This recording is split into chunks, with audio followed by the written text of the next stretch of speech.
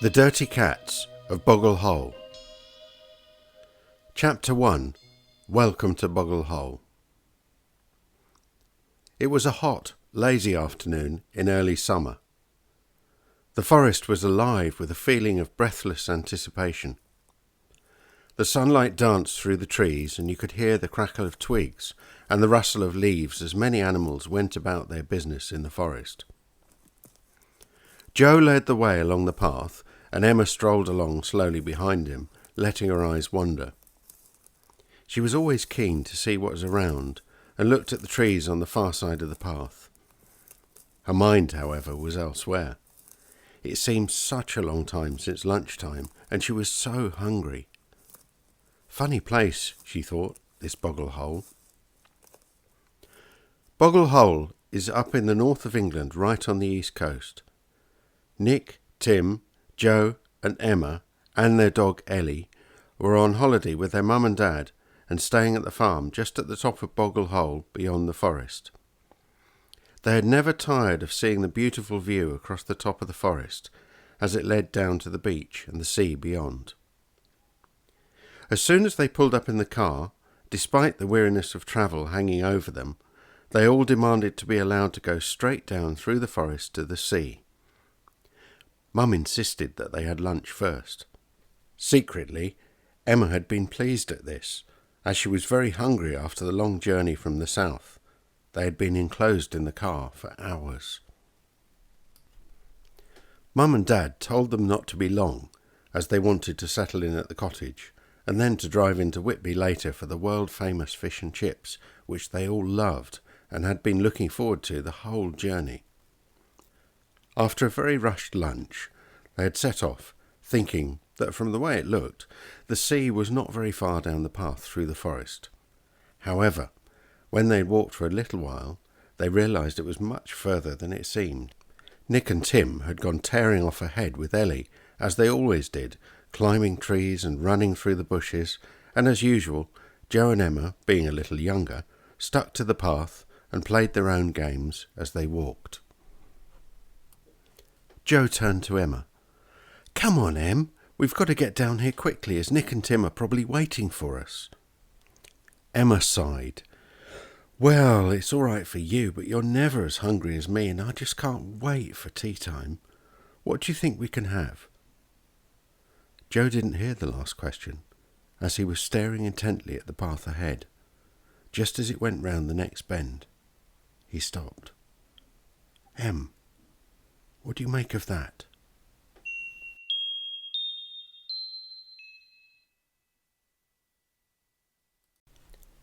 Emma looked and tried to seem interested, although she had no idea what he was talking about.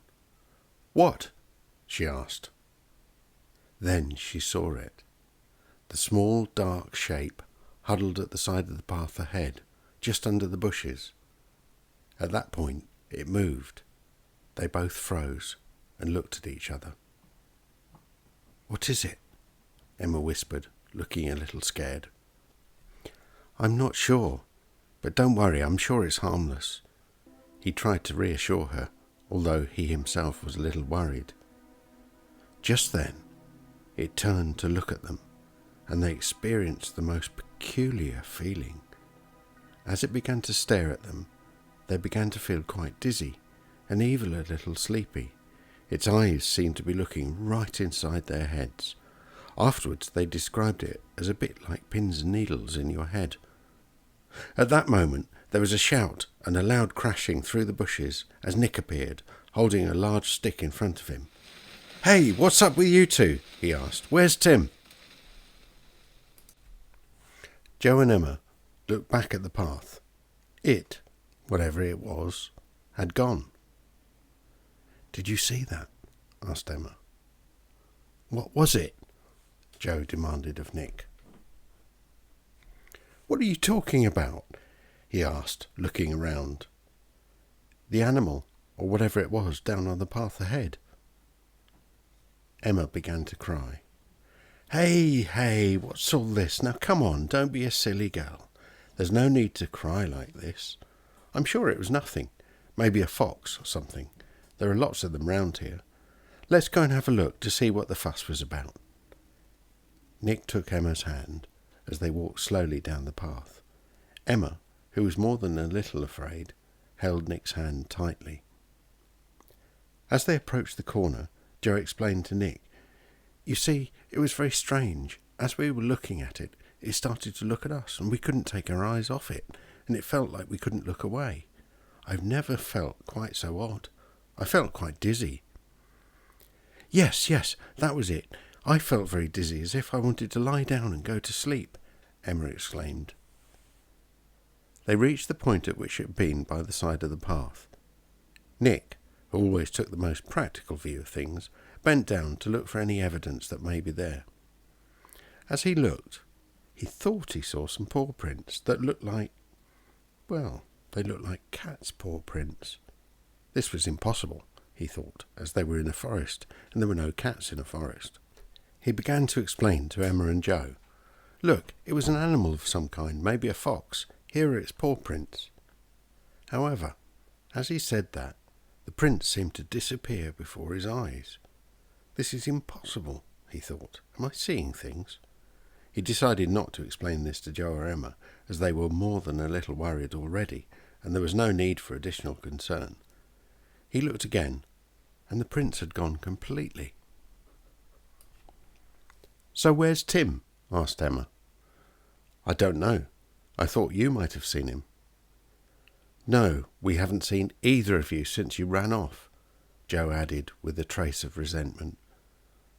"I'm sorry," Nick replied, knowing that when he and Tim went off, it always worried Joe slightly. "But you were so much smaller and can't always keep up with us." "What time is it?" asked Emma. Her mind had gone back to tea.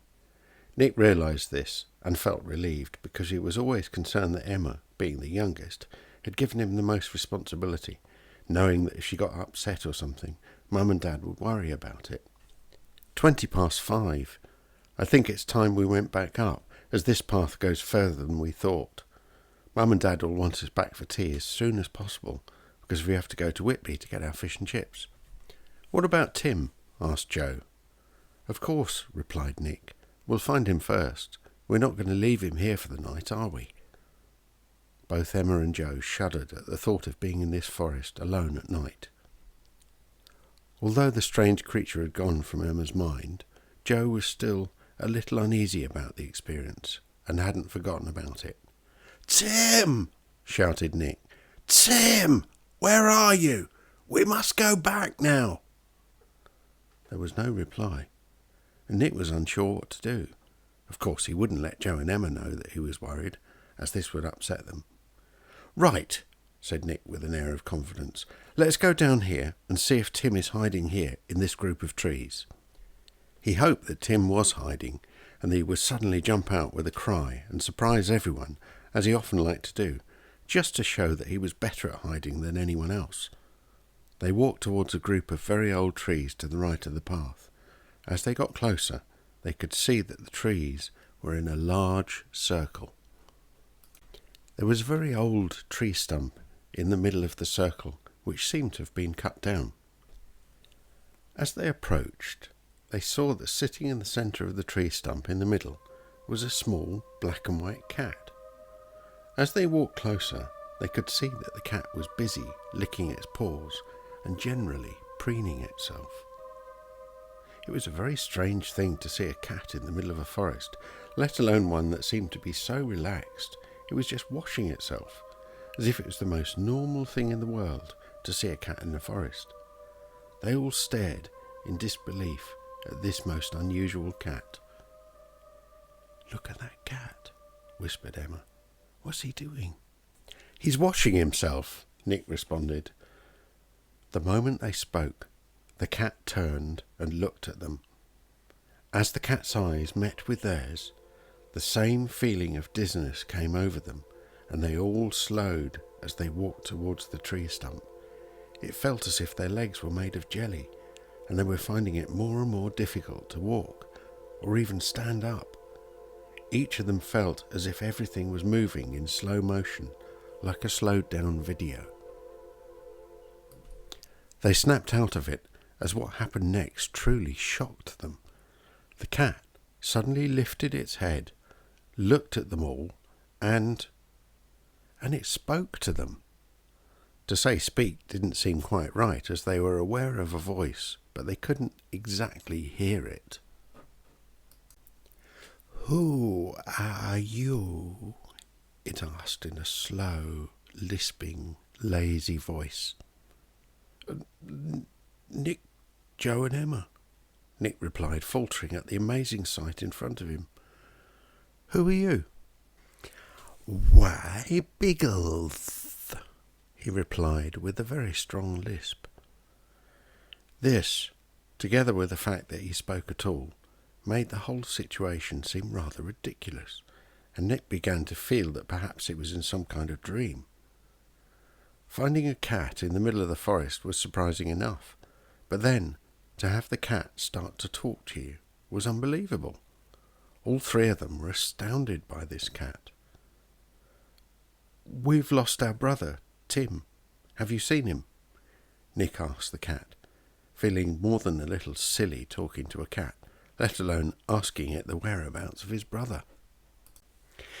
"Is he a little younger and shorter than you, with dark hair?" "Yes," replied Nick, startled that the cat seemed to have identified Tim. "Then I have seen him," he said with certainty. "Where?" demanded Nick, a little louder than he intended to, but his increasing concern for Tim and his unease of this strange situation had got to him. He was unable to help himself. "Oh, he went down there." Biggles gestured vaguely with his paw. "He was going—" "Going where?" demanded Nick, interrupting Biggles. "Let me show you," he lisped, and at that he leapt neatly off the stump and slinked towards them. "Hello, Biggles," said Emma, and went to stroke him.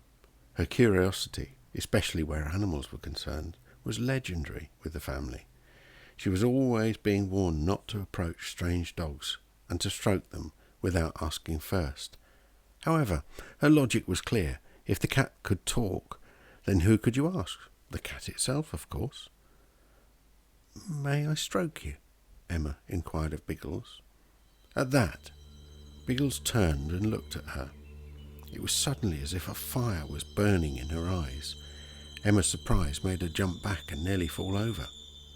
"Hey, what's up?" Joe shouted and grabbed her arm. "Come on, Em. Let's go with this cat and see if we can find Tim."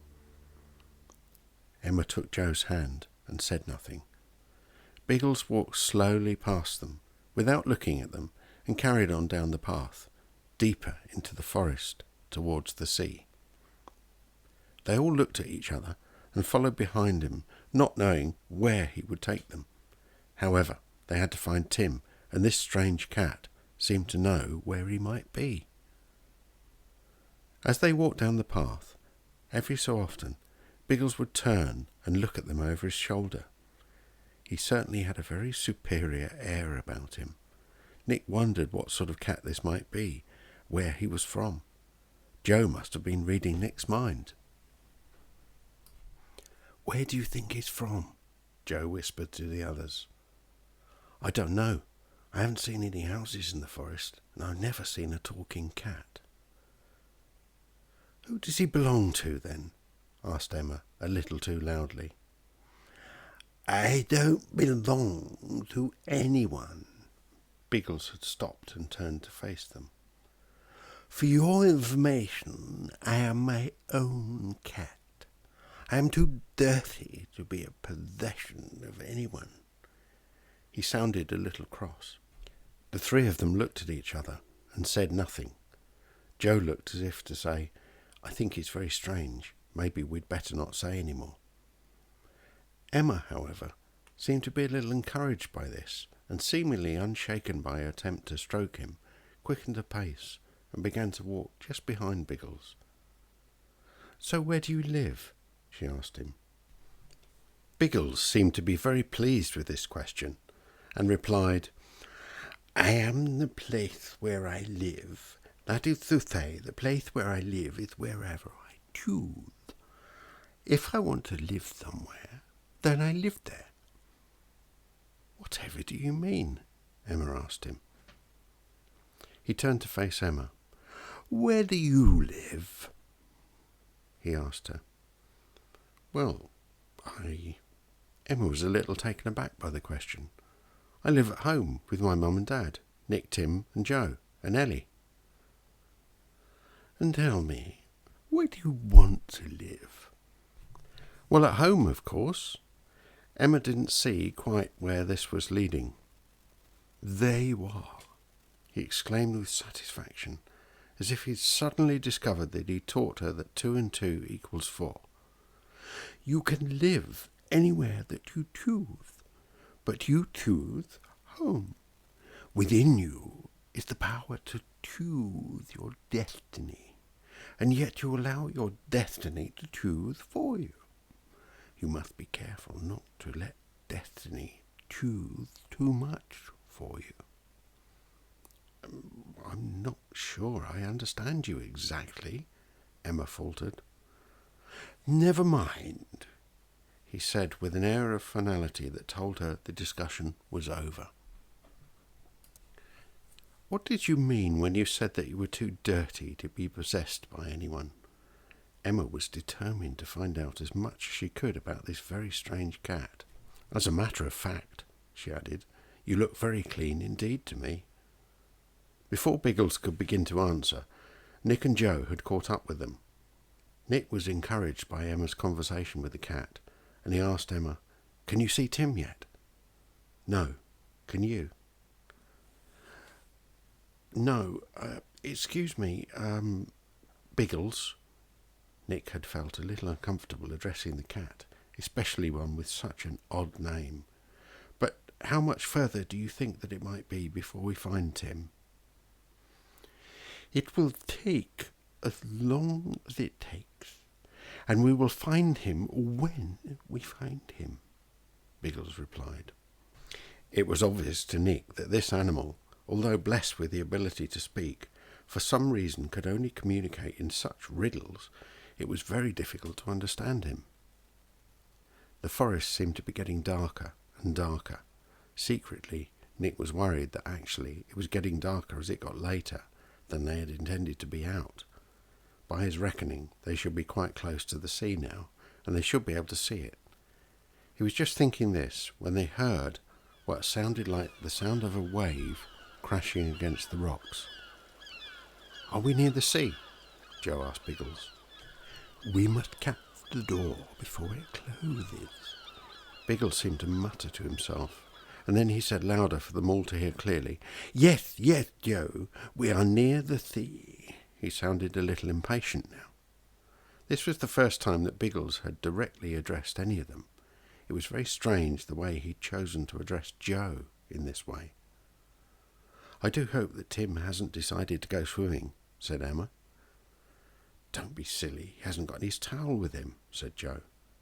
"That's never stopped him before," said Emma. "Come on, you two, stop arguing. Let's try to find Tim." Nick turned back to the path and realised that Biggles had disappeared completely. "Where's he gone?" asked Joe. "I don't know," said Nick. "Maybe he's just round the corner." "He can't have gone far. If he's gone, how will we find Tim?" Emma asked in a worried tone. Nick was thinking exactly that when there was a sudden and a very loud, terrifying scream from what sounded like the bottom of a very big cliff. They all froze.